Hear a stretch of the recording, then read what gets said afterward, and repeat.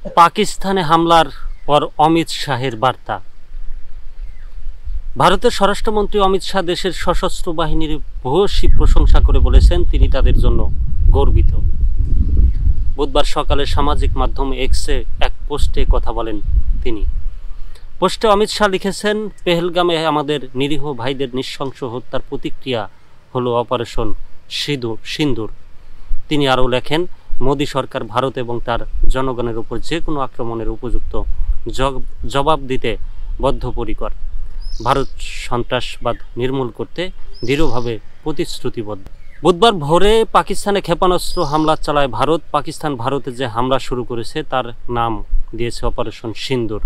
পাকিস্তান আইএসপিআর-এর মহাপরিচালক জানিয়েছেন, পাকিস্তানের কোটলি, ভাওয়ালপুর, মুরিদকে বাগ ও মুজাফফরবাদে কারুশোচিত ক্ষেপণাস্ত্র হামলা চালিয়েছে ভারত। পাকিস্তান সেনাবাহিনী এরই মধ্যে এর বদলা নিতে শুরু করেছে।